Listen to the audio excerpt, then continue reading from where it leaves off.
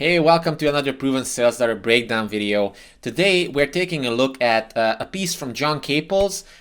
He was one of the original founding fathers of direct response copywriting, and this is actually a pretty short ad in which he's selling basically retirement planning for one of his long-term clients, Phoenix Mutual.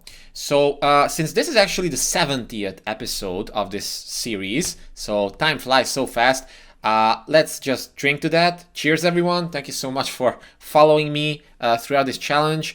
And I hope that you're going to be here as well when we finish the 100th video. So cheers, everyone. It's always good to celebrate with a little bit of wine, but this video is going to be shorter because the ad itself is shorter.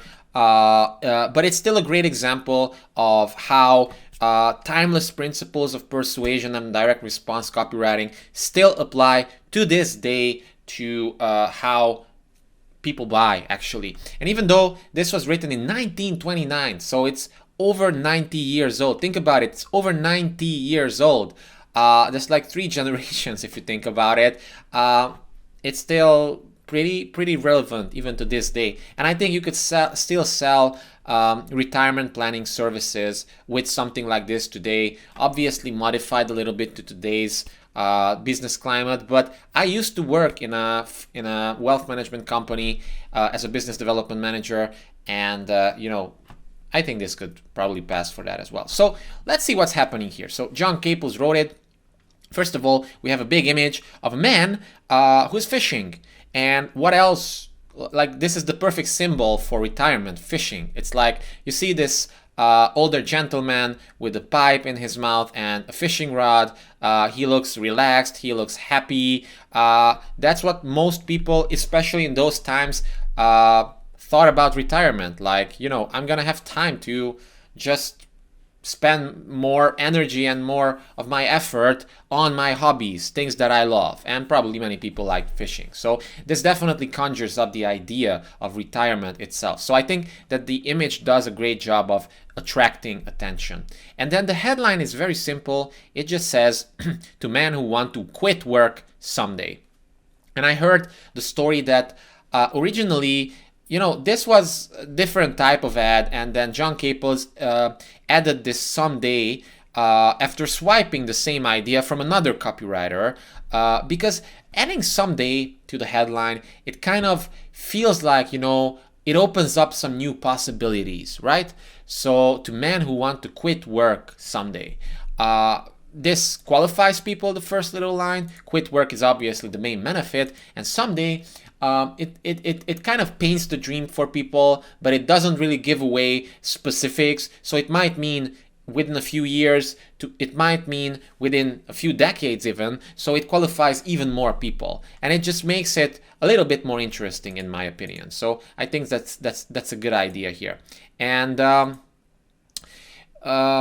the qualification aspect definitely continues in the first paragraph as well, because he says this page is addressed to those thousands of earnest, hardworking men who want to take things easier someday.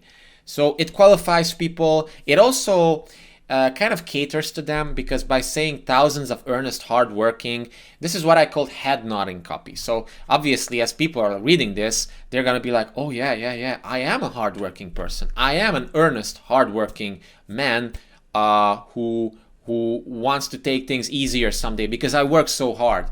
And by doing this, it basically acts as a micro commitment so that people will be somewhat more likely to say yes to the offer later on. It's a small thing, but it can have measurable effects, especially if it's printed in large numbers. So then we continue.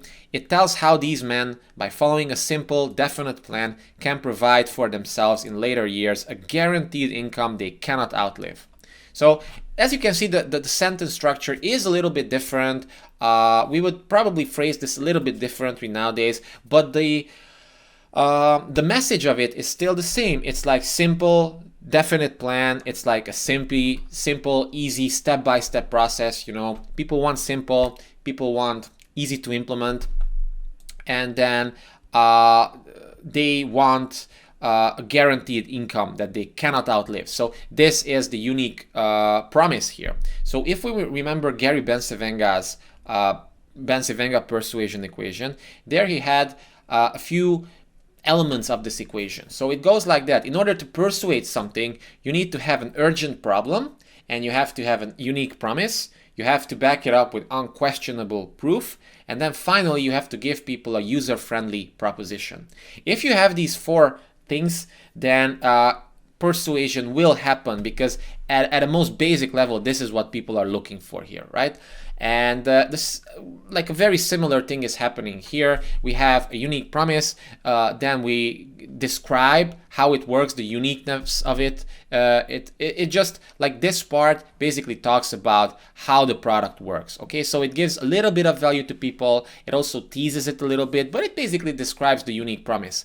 And keep in mind, in 1929, like, there wasn't really that much financial information for people. So retirement income planning was something revolutionary. Nowadays, it might not be so, but back then it was something revolutionary. And you didn't really need to write these 40-50 page long form Agora style sales letters in order to sell something like this, because, like, the idea itself was like, novel to people. So I think ads like these actually made those policies more popular. So that's a cool thing to know. So as I said, the next part is just explains the unique mechanism. The first part of it is objection handling, because John Caples says that it doesn't matter whether you present your income in large or merely average. It doesn't matter whether you are making $50 a week or $500 a week. It doesn't matter. The only thing that matters is that if you keep putting money aside for your retirement into this fund, then eventually, once you reach certain thresholds, you're going to get guaranteed payments from the company, from the fund itself. And this is what retirement income planning actually is, so that you have income in your retirement as well. So then we continue. The plan calls for the deposit of only a few dollars each month, the exact amount depending on your age. The minute you make your first deposit, your biggest money worries begin to disappear. So this is like a benefit, and it also starts future pacing things a little bit. So we qualify people, we talk about the unique mechanism a little bit, we make a promise, and then we even start future pacing, like how your money problems will disappear. And then we have a little bit of, let's just say, preemptive objection handling in a sense, because it says even if you should become totally and permanently disabled, you would not need to worry. So even if there's a problem, it's no problem. We have even more future pacing by saying your payments would be made by us out of a special fund provided for that purpose.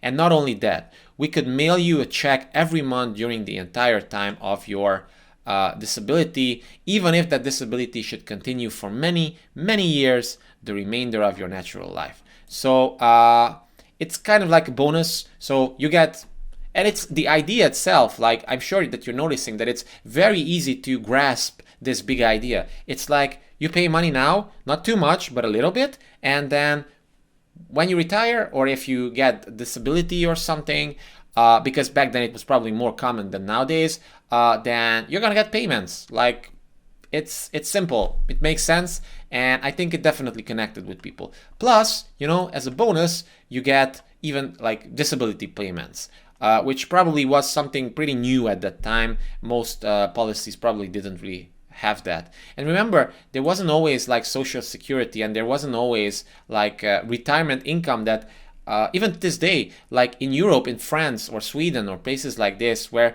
this is more socialized, you have pensions that you get from the government, like regardless of what type of job you did. But in the United States, to my knowledge at least, only very few jobs provide you with a real true pension. Like federal jobs, yes, or governmental jobs, but like most corporate jobs, they don't. But here they do. And at the moment, that's totally fine. But in 1929 in America, I think it was much more every man for himself. So this was a pretty interesting value proposition. So at this point, we get to the offer section of it. and the subhead only says, get this free book. So it's very simple. This subhead said how the plan works, and this one says get this free book. So what else do you need? It's a call to action. But before we get into the offer itself, let's just take a look at this middle portion here, because I've read it on a blog post somewhere that actually this was an ad of its own. So before this bigger ad, John Caples used this middle portion here as a separate ad, and it was super successful. So he figured, you know, if it was successful already, it connected with people, why don't I just include this here as well and maybe compound the effects a little bit? And I think that's what happened here with this ad, because this ad was his most successful ads for this company, Phoenix Mutual. He had 2 or 3 other versions eventually of this when this started to tire out a little bit, but to my knowledge at least, none of those were so effective compared to this one. So the headline for this mini section, it just says new retirement income plan. Here is what a dividend paying $10,000 policy will do for you. And then we have a few benefits. Benefit number 1, it guarantees that when you are 65, you know, you're gonna get a monthly income of $100. Now, obviously, we need to account for inflation, and I don't know whether this included inflation or not, because obviously nowadays $100 monthly, like that would be nothing. But the other option is to just like skip this and get $10,000 upfront, or like get $12,000 actually upfront. And you know, it's not only that, this policy guarantees other stuff as well. So you get, like, even if you die of any natural cause before the age of 65, then a beneficiary of yours will going to get $10,000 or $50 a month for at least 24 years and 8 months. Think about it. So a total of $14,823. So even better. And then we get something which even better, which says it guarantees upon death resulting from an accident before the age of 60 that your beneficiary will get $20,000 upfront, or they're going to get $100 a month for at least 24 years and 8 months. So that's $30,000. So think about it. Like you only put $10,000 in your dividend paying policy. At least that's what it's called, dividend paying $10,000 policy. But look at these numbers. They seem even more valuable. And then finally, the final benefit says it guarantees throughout permanent total disability, which begins before age 60, that you're going to get a monthly disability income of $100 for payment. And then, you know, there are also plans available for women as well. So yeah, I can imagine why in a world in which there wasn't that many offers for these, probably something like this, something simple like this, like, hey, here's the deal, that's it. This type of thing could do well. Okay, I could totally imagine why this happened. But yeah, I think, you know, if this main copy doesn't pull people in, this one probably does. So the call to action just says, get this free book.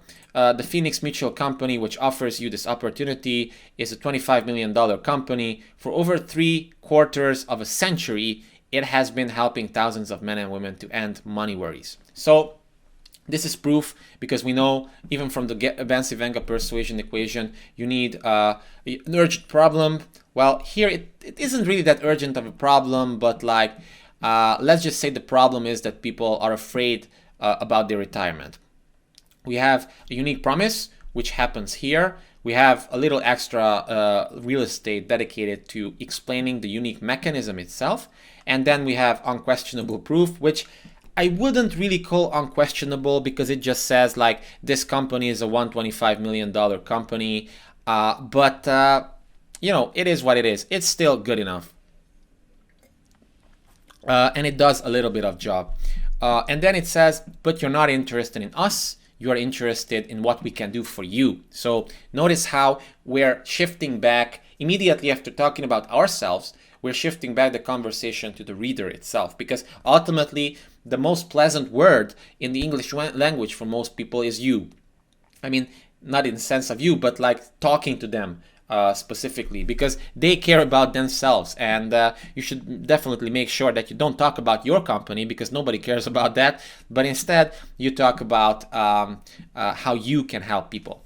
And then after this, we're almost getting to the closing section here. We have a product reveal plus benefits. You can get all this information for free. Think about it, like it's a no-brainer, because it says that you're gonna get an illustrated 36-page book called How to Get the Things You Want. Tells you exactly that. It tells how you can become financially independent, how you can retire on an income, how you can provide money for emergencies, money to leave your home free of debt, money for other needs as well. So basically everything begins with the lead magnet. Actually, everything begins with a freebie. So people get this book for free, they don't have to pay for it, and then probably the rest of the pitch is in the book itself. So this is basically just like a long form Facebook ad linking eventually to a sales page, which is more of a, so the sales page has more like a story lead or a secret lead or something like that. So it seems more valuable. It's not just a blatant pitch.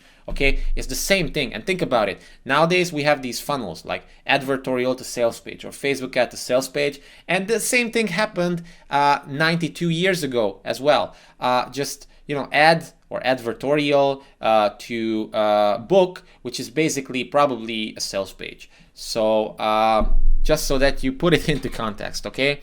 So then the final part says that this financial plan is simple, reasonable, and logical. The minute you read about it, you will realize why it accomplishes such desirable results, not failures.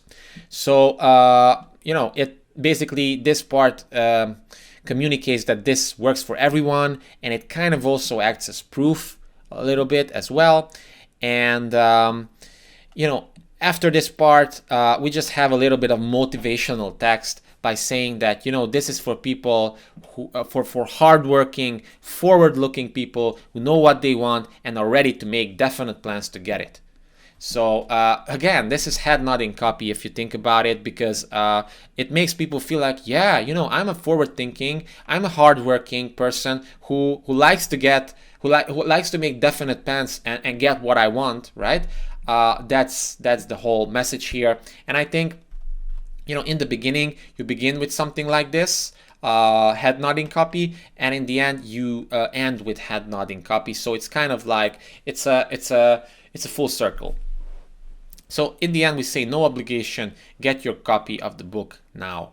So yeah, it's the call to action isn't like the strongest or something like that, but it's to the point, it's simple, but you don't really need, in most cases, especially back in 1929 when people weren't really inundated that much with ads. They still were to some degree, but not that much. This was totally enough.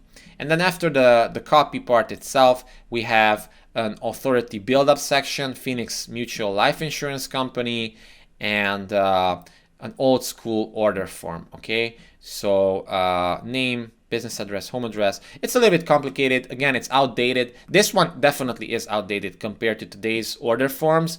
So this one's inferior in so many ways. But this is what an ad looked like 92 years ago. And as you can probably imagine, it's not that super different to a modern ad. Just add some fancy designs, some pictures, a better call to action, maybe explaining the unique mechanism more, or using more bullets or fascinations to paint the dream, to build some desire. But it's basically very, very similar. So yeah, that's it for this one. I hope you enjoyed it. Let me know if you did. Just please like this video if you enjoyed it. Also, if you're new here, then please consider subscribing to the channel, because I'm releasing these daily and I think you're gonna enjoy them. And also share this video with others if you feel like they could benefit from it as well. I have a whole library of these videos on my YouTube channel. You can watch it right now for free. Already 70 videos, so no other type of YouTube resource even comes close to this. So I just want to get the word out with this one. So thank you so much for watching. Appreciate you, and cheers. Have a great day, and hope to see you in the next one.